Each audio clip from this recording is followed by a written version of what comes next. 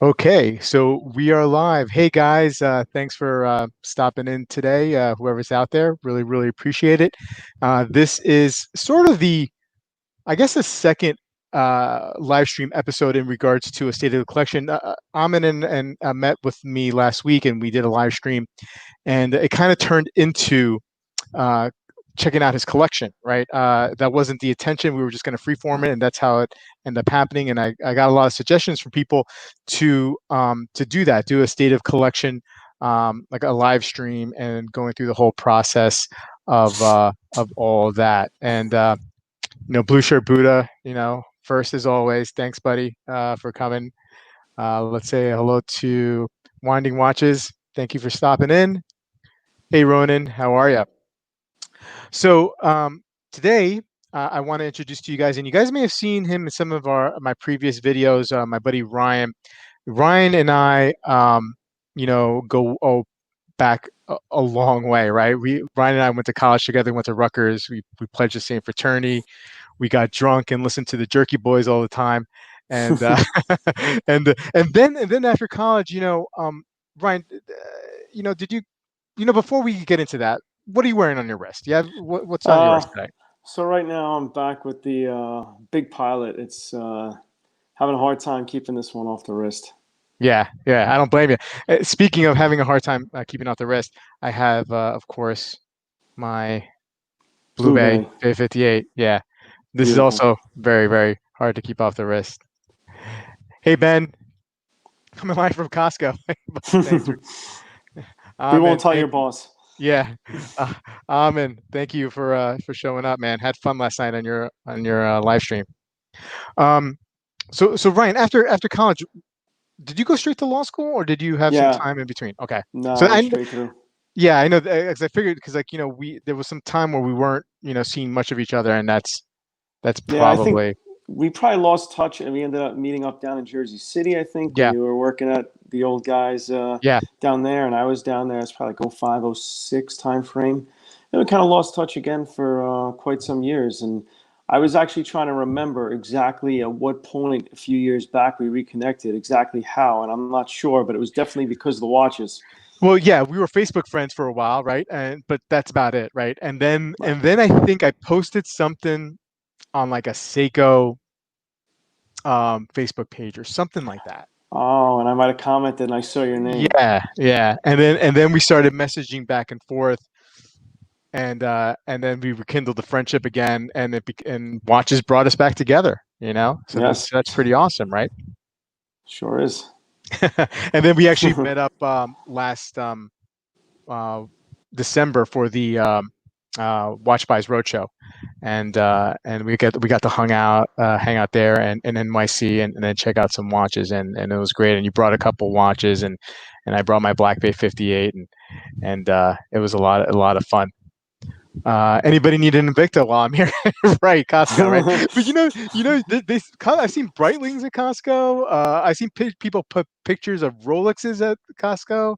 I'm pretty sure I saw people put pictures of Rolexes on Costco, but definitely Breitlings. Man, my buddy always sends me pictures all the time. He's like, "Should I get this?" You know? So I've been disappointed because I was never doing any shopping, and I recently got roped back into it. My wife got sick, so I do Sam's Club, which is like just like Costco. And Right. years past, I recall they had some decent watches. Every time I go in, I always look, but Yeah, yeah, it's been horrible. It's like not even as Invicta. It's not even Invicta. It's like worse. yeah, Uh, yeah. it's I don't know what they have. So they have like nothing good, and it's so I'm like, can't I at least have something to look at? Right, But right, right. nope. Hey, Jeffrey.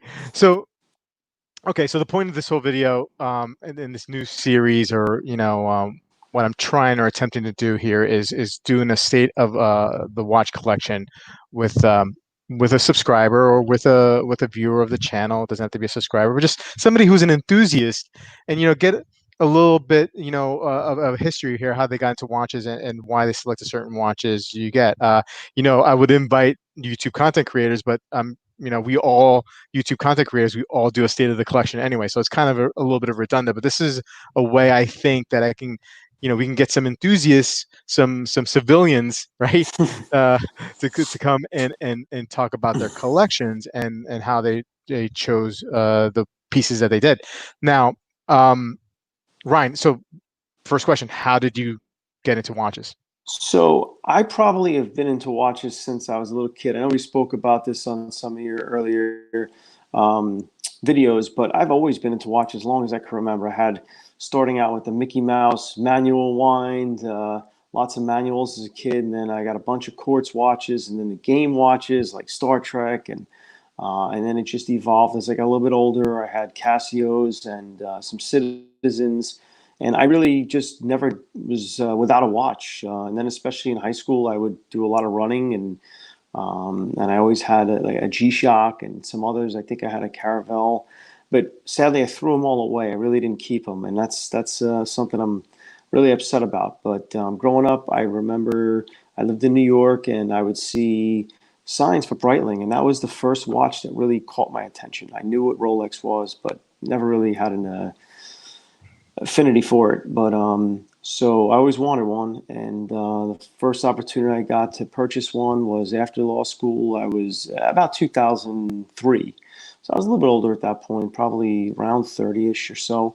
And I had some extra money finally, and had the opportunity to buy a watch. So my first watch was a Breitling Super Ocean, which I had to, whatever watch I was going to get had to be an automatic, even though the first Breitling that drew my attention was, I believe it's called Aerospace. It was an Ani Digi quartz watch. Maybe I'll get that at one point, but it wasn't the one I was going to buy for my first luxury watch.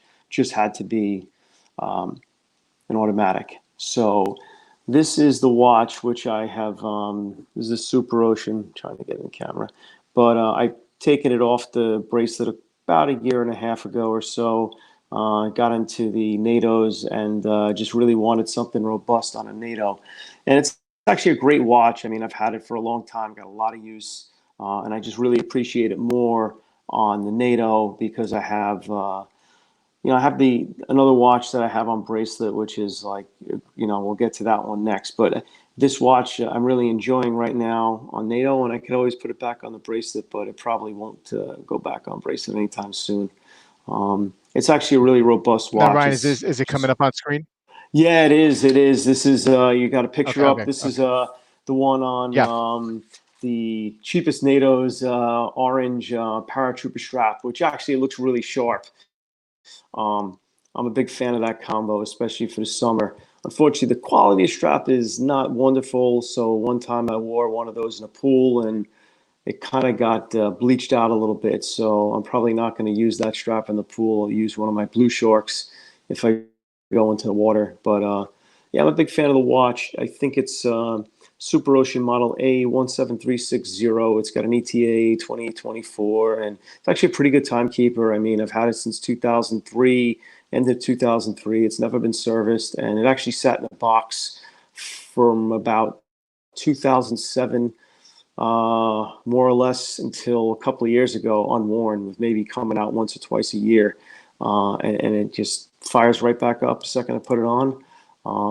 It's a beast of a watch. It's about 42, but it's thick, it's heavy, but it's a lot better on the NATO. But either way, it's a really nice watch. It's sharp, and I'll never get rid of it. At one point, I thought I would, but I can't. It's too much history for me, and I don't think I'll ever part with that one. Uh, uh, Yeah, I mean, and that you brought that watch to that Watch Buys Roadshow. We hung out and grabbed some coffee at the lobby of the hotel, and you know, awesome watch, man. You know what I mean? Like such a great tool watch. You Yeah, know? it really is. I mean, I really can't complain about it. I got a really good deal back then, Fortune off, which is now out of business. But for what I paid back then, I have no complaints. I've gotten more than my money's worth out of it, and I suspect I'll have this for the rest of my life, and then pass it on at some point to the younger generation. Yeah, gotcha. So let's jump into the next one. And sorry guys if I'm not the smoothest at this at the screen sharing right now. I'm just trying to figure this out. So we have the Breitling, and then we go to of course it's doing this over here. So let's just pause there for a second while I get these technical difficulties situated. Maybe let's just do this. We'll skip the picture. You got the picture. No, I got the Okay. picture. I'm just trying to figure this stuff out here. So let's do that. And There we so go. yeah. So That's my bluesy. Got that in 2007 when I got married. This was the watch I never wanted but fell in love with. So I was not. I was kind of an anti Rolex guy when I got it. When I really started to get into watches in the early 2000s, with a vengeance. I think at that time there was just a lot of animosity for me. I just didn't want a Rolex. I wanted anything but Rolex. Had no interest. I was really into the Zenith Defy. Back then, that was something I really enjoyed looking at, and I was already eyeing towards the German watches even back then. I wanted a Blueshirt and a Longa, but this was back in early 2000s. The larger watches were coming in vogue, and the Panerais.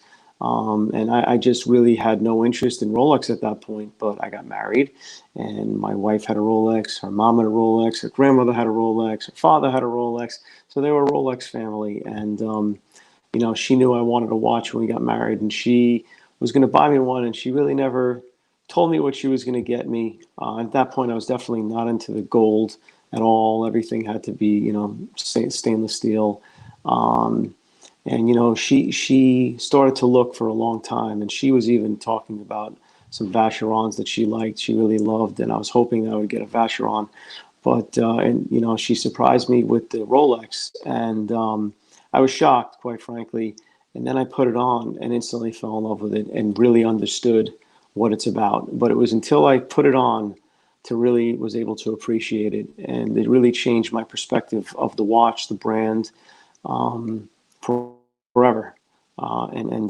So I pretty much wore the stainless, the TT Submariner from 2007. It didn't leave my wrist until um, probably more or less till with very limited change until 2012, and mm, that's when I started doing some triathlon and would wear a digital watch to train, and then I sure. had another watch that we got into. We'll get into, but really it was like on my wrist nonstop. I wore it to the gym. I wore it to go running. I wore it to go swimming.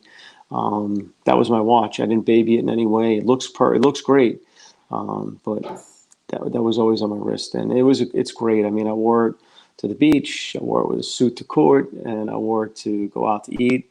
I mean, there was really not anything, no occasion that I wouldn't wear it for. And now have been using it a little less since I got the big pilot, but it's something that it really is a beautiful watch. And And you definitely so, got some wear out of this, man. oh You yeah, definitely wear the heck out of it, and good for you. it still Because looks great. I mean, it's never been into service, thankfully, and it still keeps great time. And if I pick it up, it fires right up.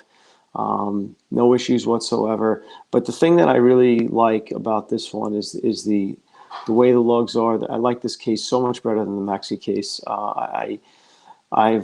I've considered getting a newer black stainless steel Rolex, and at some point, and the primary motivating factor would have been to throw it on a NATO because I love how it looks.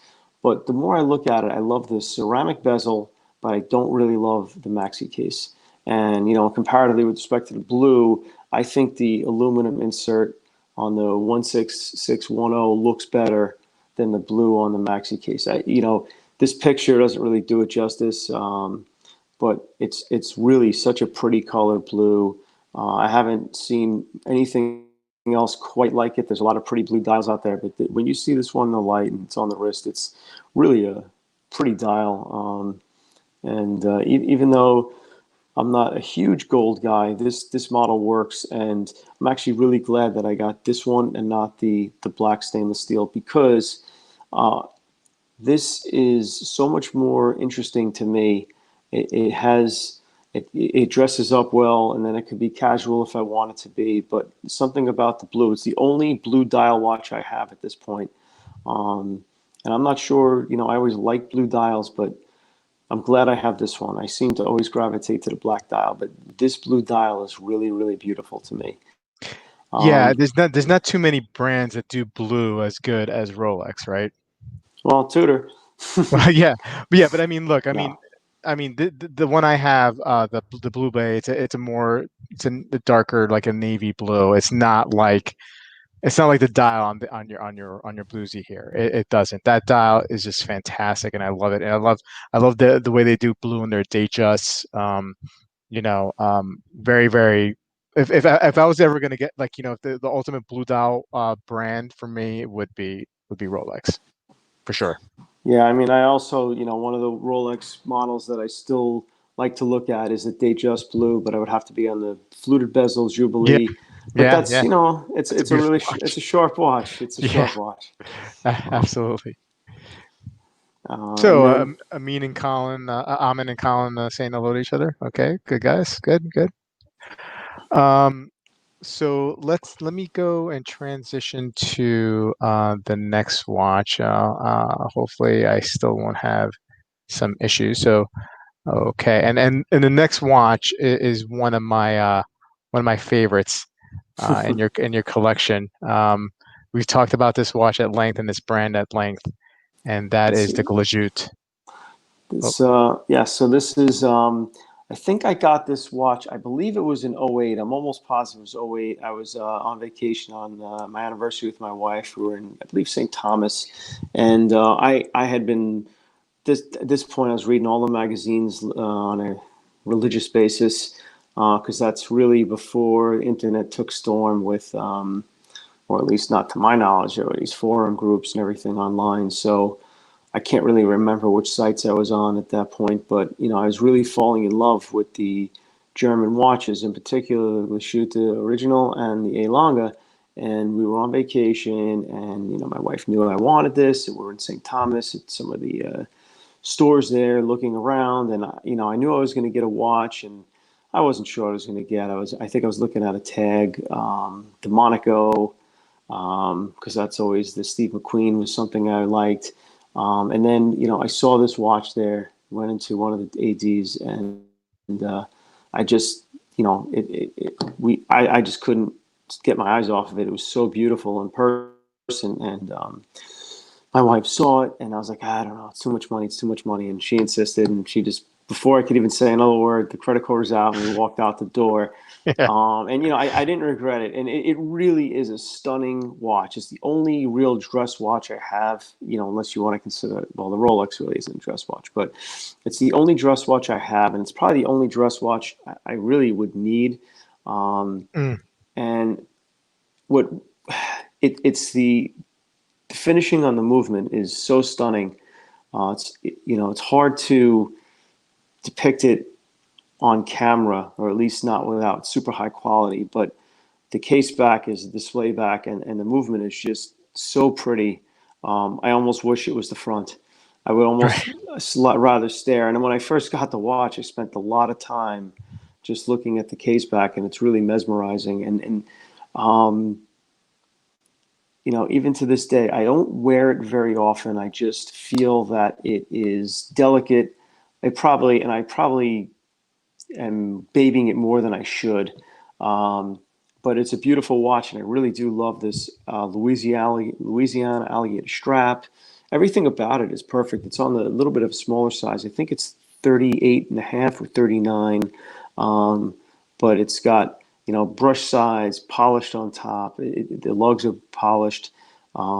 It's a really sharp watch, and it's a pretty good timekeeper. I really have very little wear on this watch, in full candor. I mean, I've worn it to court. I've worn it, um, several times, and I probably have gone out, to dinner and worn it, but I haven't worn it casually very much, that I could even think of. But I remember telling you I was going to try and wear it more and more, and that was in December, and then I ended up picking up a big pilot that month, and Yeah, uh, so it's just been hard to get that back into the rotation, but I really should.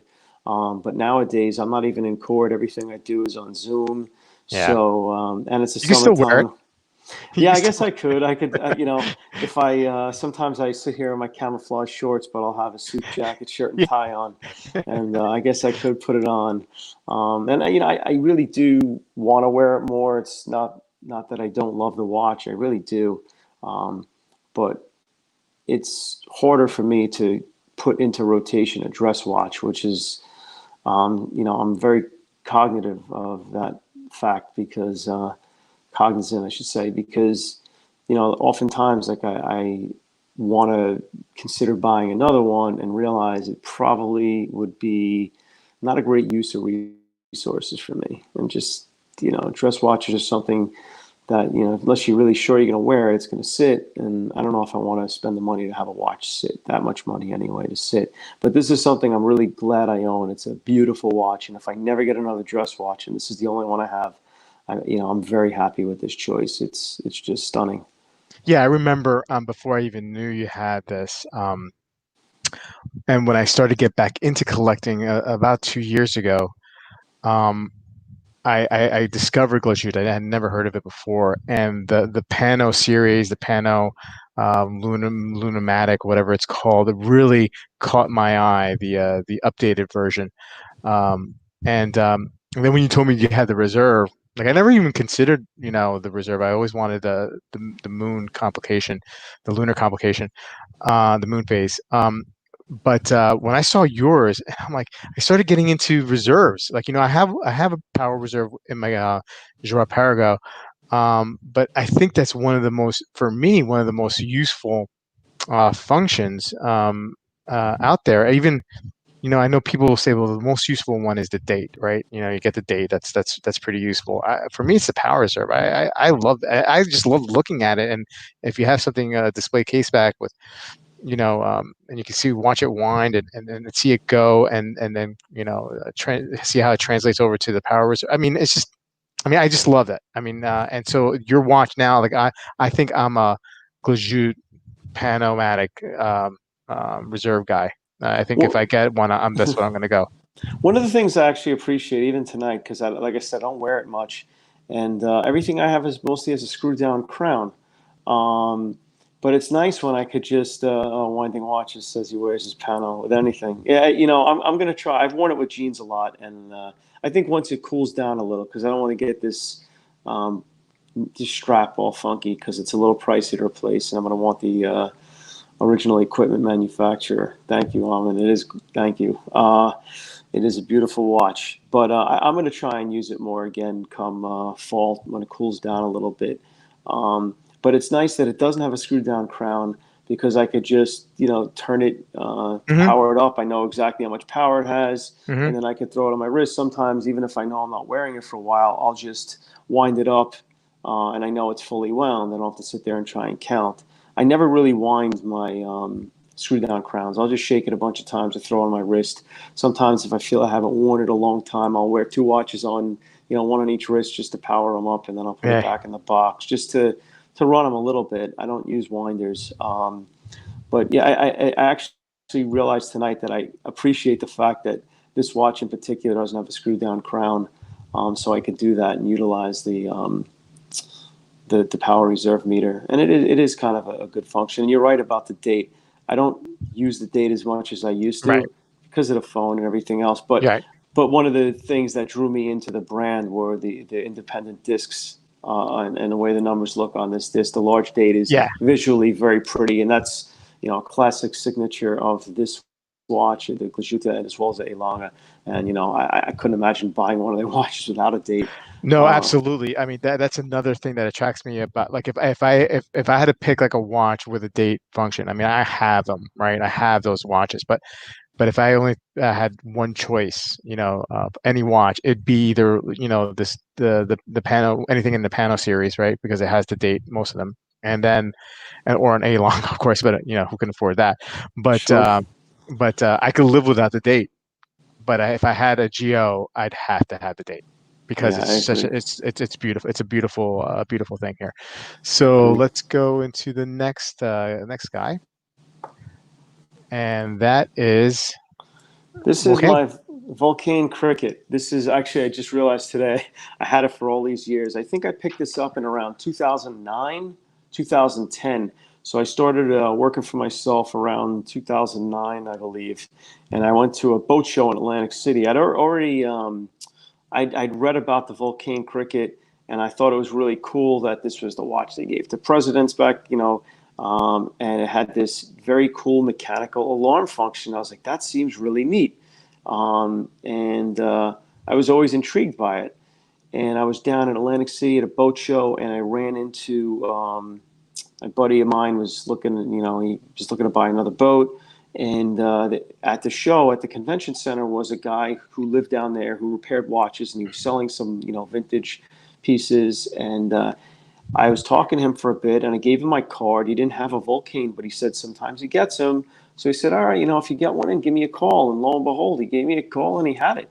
So I ended up working something out. I bought it off of him, and I believe the vintage. I don't have full information. It didn't come with box and papers or anything, but I'm pretty sure this is late 40s, early 50s, and it runs. Wow. He probably serviced it because the guy I bought it from, he services. I'm sure he probably serviced it, but it's still running. I mean, I've had it now since '09. I've worn it a handful of times. I do appreciate it though. It's fun to look at, and it's a very simple watch, but that mechanical alarm is a really cool function. It's loud. It's really really Really? loud. Wow. It's super loud. And one of the things I realized, like, I hope I don't have this set and I'm in court, God forbid, and it goes off, because I definitely get some looks. It Yeah. really almost sounds like an older like it's I think they call it cricket. What it is, it has it's like a needle between two metal plates that just vibrate back and forth, and it has its own independent motor. So I Yeah. have to wind it both directions, one to wind the movement, and the other to wind Ah. for the alarm. And it's very loud, and it's I think it's a really cool function. I mean, if you think back to at the time this was manufactured, to be able to put it in, it's a tiny watch too. It's extremely thin. I think it's like a 34 millimeter case, and it's very thin. So to be able to pack all that into such a small watch is pretty incredible. And even to this day, it's running right now. If I were to wind it, it just powers up, and this gets very little wrist time, but it's something that I just appreciate. It's you know, this is one of those things. If you're a collector, I could understand why you would want something in your collection. If you don't wear it at all, it doesn't matter. It's just something that you enjoy having, and this is definitely one of those watches. I couldn't part with it. I wouldn't get a lot of money, but the enjoyment I get just from talking about it far exceeds any money I'm going to get for it. And I just it's a fun watch to have in the collection. But the fact that it's so old and still runs is great. Yeah, I mean, imagine the stories that it could tell, or maybe it has no stories, but I like to like romanticize it, right? I mean, it's like Sure. almost like it's like an 80-year-old, 90, 70-year-old watch, and like what has it seen, or Yeah. you know what I mean? But uh, you know, um, so let's jump in to the next one. Share my screen here, So and yeah, that takes us back. So I think, like I said, I got that.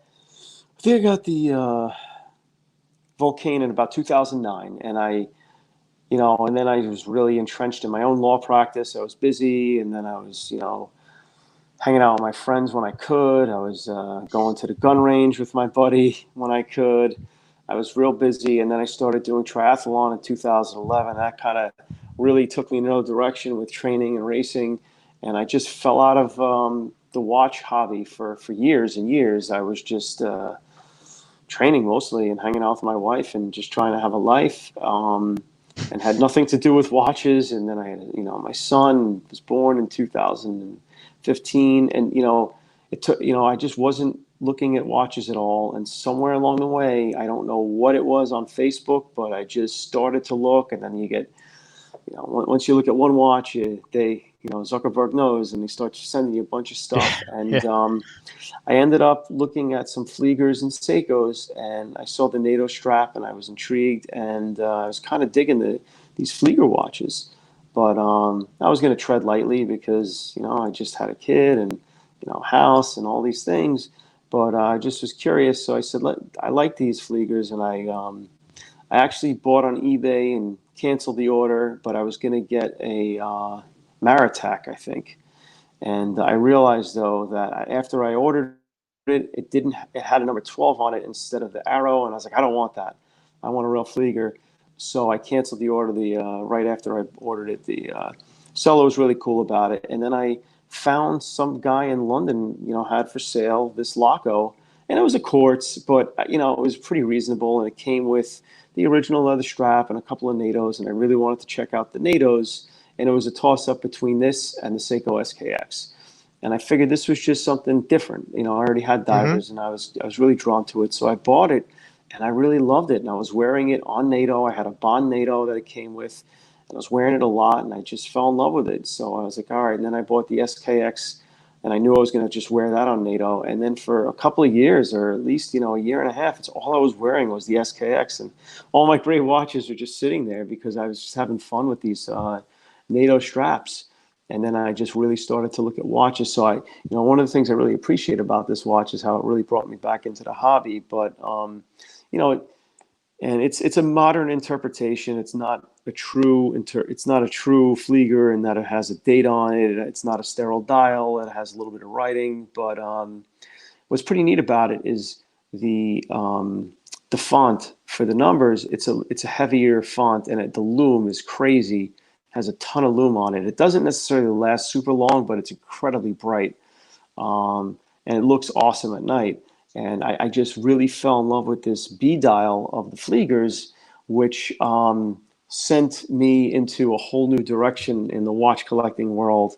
So I'm very appreciative of it. And it's nice because I don't have to worry. Like I could throw this on, and I often I'll work out with it. I'll put it on a NATO and work out with it if I'm going to row or I haven't really worn it running, but if I'm going to lift or something in the basement, I'll put it on, and it's great because it's a 40. I think it's a 42 actually, but it appears much bigger because it's all dial, and it's got these long straight lugs. It doesn't really curve down, so it has a large wrist presence, which got me going to the next place. Yeah, and so the big boy, and so just a little setup to this. Like I mentioned earlier before, Ryan and I had gone to this watch buy show in Manhattan, and on the way back home, we parked our cars in Jersey City. That's where we met. We took the path over, and then on the way back home, we went through World Trade Center, and in the Oculus, there's a lot of boutiques and a lot of like watch boutiques, right? And so we went in there. We went to the Breitling store. We went into some other AD that had all different other watches, and they had some IWCs there. And so let me pop it up here, and then you can talk about it.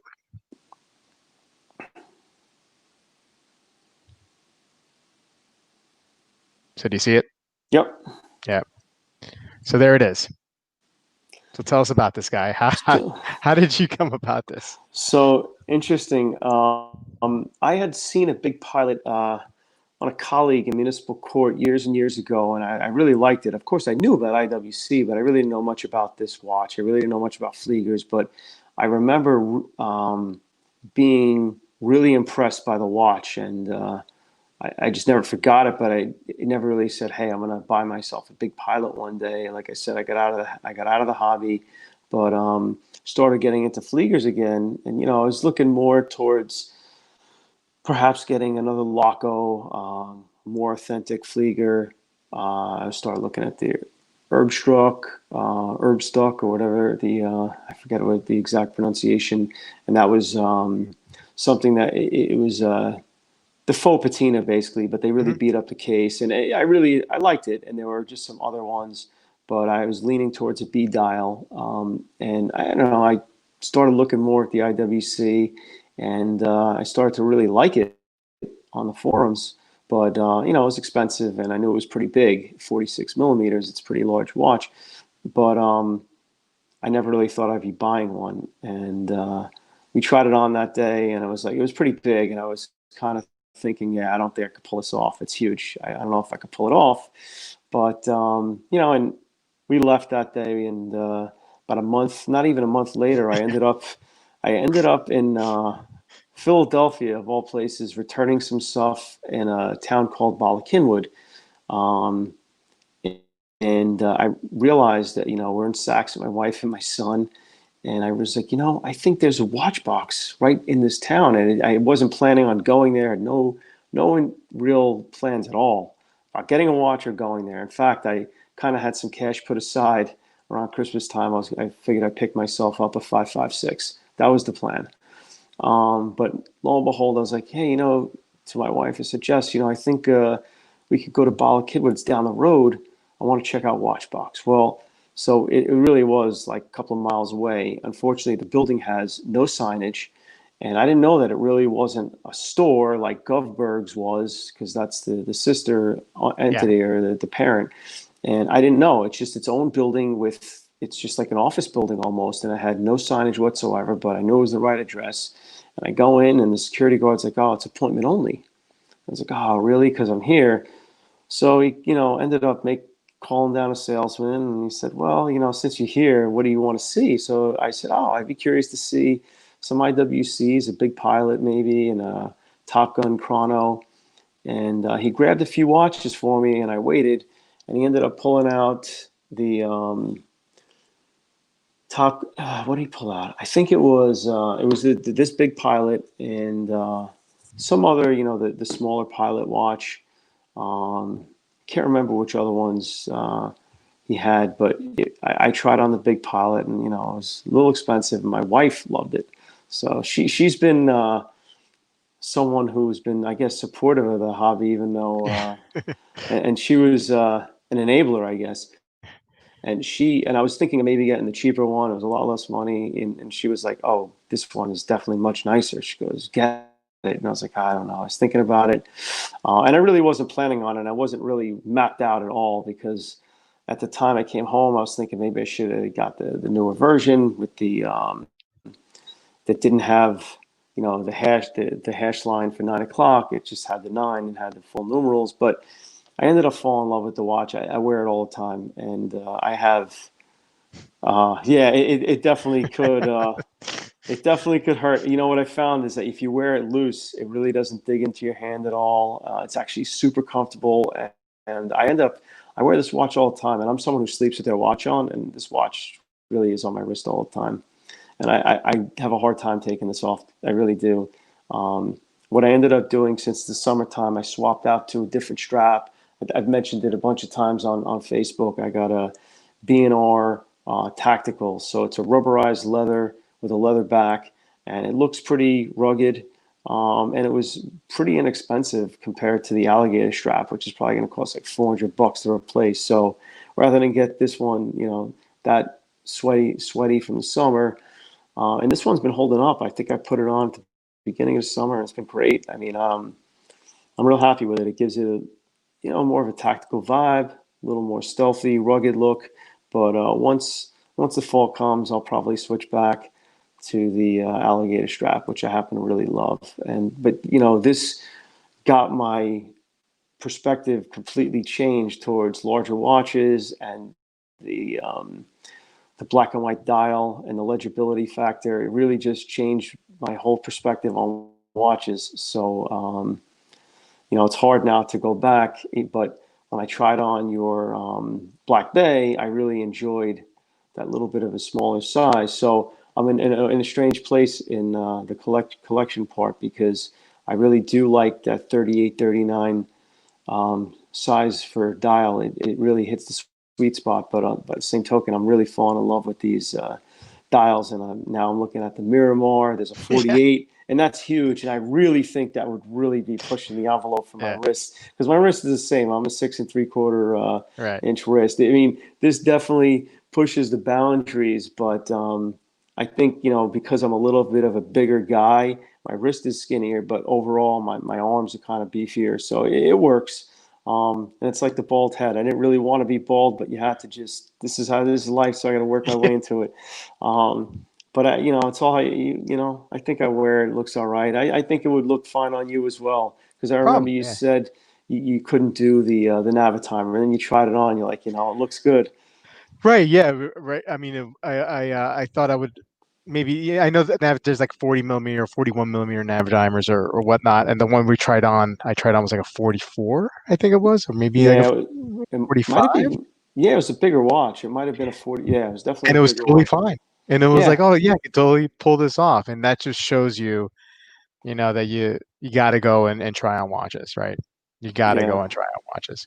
So now jumping from this IWC, you find this watch, this cool watch that yeah. belonged to your grandfather, right? And so let's pull that up. Very very cool. Um, Seiko. So this is the picture before I changed the battery. So my grandfather passed away around 2004, and he was a frugal guy. So he wasn't into watches, clothes.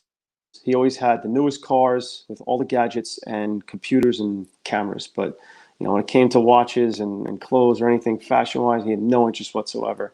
But I guess when he passed away, I actually bought him a watch. I bought him like a Citizen, like a fan, a little bit nicer, so he could have something half decent. And I think it was one of the Echo Drives. It was a dress watch. It was real pretty. And I actually insisted that to my mom that we bury him with it because I wanted, it was a nice watch. And at the time, I was just starting my career. I didn't have enough money to buy my grandfather a super expensive watch. I probably just gotten myself the Breitling not too long before. But and I knew my mom had given me some stuff from him, and I had in my drawers cleaning out like an armoire, and I completely forgot that I had this, and I was just going through. I had like, I got a bunch of watches. I have some old Victorinox and a whole bunch of stuff. I even have a couple of Invictas I just acquired over the years.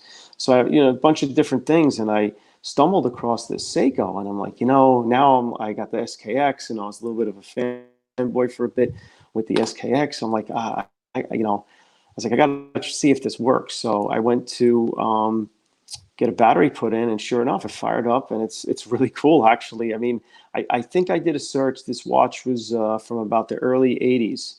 So God knows, I mean, my grandfather passed away in '04. So at a minimum, it's been dead since then, the watch, because, it's been sitting in my drawer. So, and just put a battery in and fired right up. And I really I should wear this. I really should, especially since it's my grandfather's. But, and I don't necessarily remember him wearing this watch in particular. I vaguely do because he had some other, like he had a real junky watch. I'm not sure if I have that. It was like some type of fake gold plating, and it was awful. But that was my grandfather. He didn't have much care for them. It was really just to tell the time. But I What vaguely what's recall him. But this it's just a basic watch. It gives you the day, time, stopwatch, but it does everything you need, nothing you don't. what's But going on here, Ryan? This over here, it looks like it's almost I like think does this I think generate it. heat? Is it like an air conditioner? Like what? Yeah, I think that's for the exhaust for the turbo. Um, the intake. No, I think that might actually be a speaker for the alarm. If I'm, but I'm not a Oh, hundred. okay, I'm sure. not. I'm not. I'm not really certain. Makes sense. I've played around with it a little. I did wear it the first day I got it, and I did put it in my drawer. But this is one of those. I'm just. This is kind of like the Vulcane. Whether I wear it, don't wear it. I'm really glad to have this. I was very close to my grandfather. He was a very important figure in my life, and this just makes me smile because it really reminds me of the quintessential um, type of thing for my grandfather. He had no concern. I mean, he could have had nicer watches, but zero interest. But he would have bought, if a new computer came out, top of the line, he would have bought it, hands down, no questions asked. Which one is that 48? Oh, the 48 is the Miramar Big Pilot. It's like a green color B dial, like a Flieger, like my Laco. It's awesome. The Miramar. It's really cool. It's huge. I haven't seen it in person yet. Then again, I really have only seen one Big Pilot in the flesh. It's not, these are, unless you're around a bunch of watch geeks, you just don't see it often. Love how digital watches still say quartz. Yep. Uh, and I was actually looking today at a G-Shock too, and I don't even know why I would put a G. I really, they're cool to have, but I don't know if I'm going to use it because I would just as easily wear my Breitling or my SKX for some heavy duty stuff. Um, and then I also have a digital. I have a Garmin that I use to train, but yeah, it's it is kind of funny, but when it comes to quartz, I do still like the Breitling though. That's something I consider. I think it's the Mission Timer. I forget the name now. I'm forgetting the model, but it's really cool. But it's like it's not cheap for a watch that you gotta have to plug in and stuff. It kind of seems a little nutty to me to do that. I could put that towards maybe another IWC. Put it towards a Miramar. So that segues, so we've seen, a great sample of Ryan's collection, and he has some other watches, but these are the ones that we kind of like wanted to highlight because they have some meaning in his life, or there was a journey to get it. Um, so what are you looking for next? Like, what are you adding to your collection? Are you gonna go IWC? Are you gonna go Zin? Because I know you've talked about the 556, the Yeah. 856. So Um, I've grappled with the 556 and 856 because when I tried them both on, I realized, I really do love the 556. The color is beautiful, the satinized brushed finish, the size is perfect. I actually think the dial is a little more symmetrical and proportional on the 556, a little more dead space. And I know it's a very small difference, like from 38 and a half to 40, mhm, but it's just a little bit extra space. However, I have to have a Zin in my collection. That's probably going to be next because the only real bracelet watch I have at this point is the Rolex, but I wouldn't mind having something a little more of an all-arounder. And the 856, I think, fills that void. And the only reason I say that is the 556, as great as it is, I feel like I'd be missing out if I bought the 556 and didn't have the tech. I didn't have yeah, the tegmented case. I didn't have as much of the anti-magnetic quality. Do I really need these things? No. But then again, I also don't really need a watch at all. I have my cell right. phone.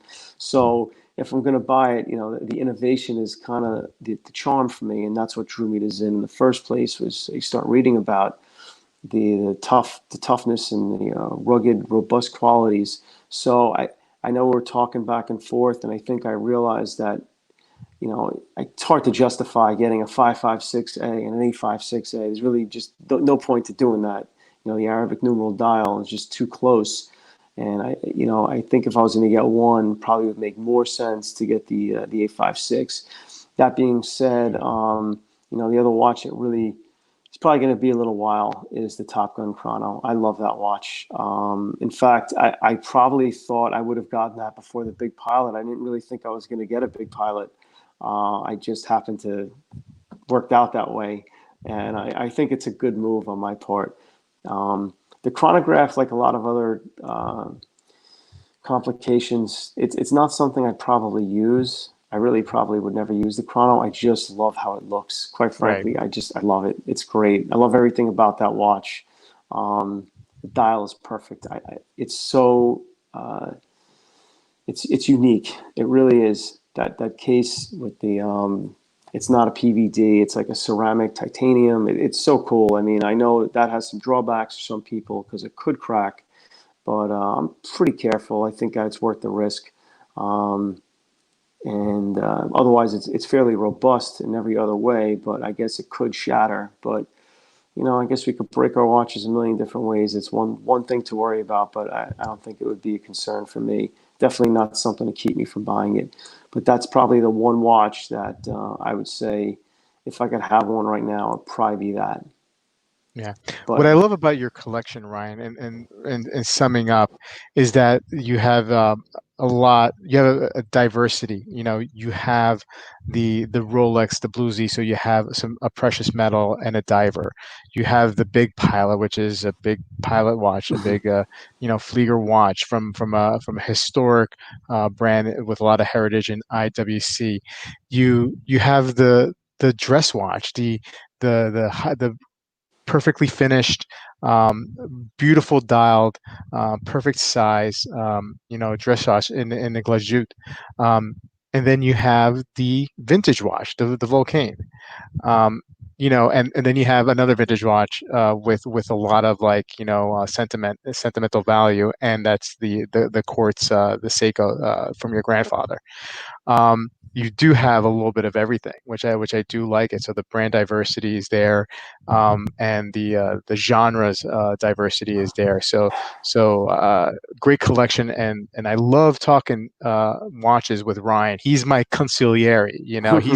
He's the guy who brings me back from the far deep edges of wanting to buy on impulse, and sometimes I take my will back, and I buy stuff and I don't even like consult with Ryan, but I'm starting to get back to that, and actually talking to him about like what I need to do with my collection, and he's a good sounding board and a good friend. Ryan, before we go, do you have any last thoughts that you want to share with everybody? No, just it's been a lot of fun. I'm glad I had a chance to show some of my pieces to everyone, and hopefully they enjoyed it. But it's always fun to talk about watches with you, and glad to be the watch consigliere for you. and, and, Title, apparently, and apparently you're a watch consigliere for somebody else on the Facebook groups too. But yes, yes, you're slowly starting to build a clientele of watch nerds, which is yeah. great. This is great. Well, guys, thanks for stopping in tonight. Hopefully, I'm not sure if I'm going to be doing this on a weekly or every other week or once a month. But this is a lot of fun. I have a lot of fun doing this. Thanks for stopping in, and we'll see you guys in the next stream. See you Good guys. night. Take care.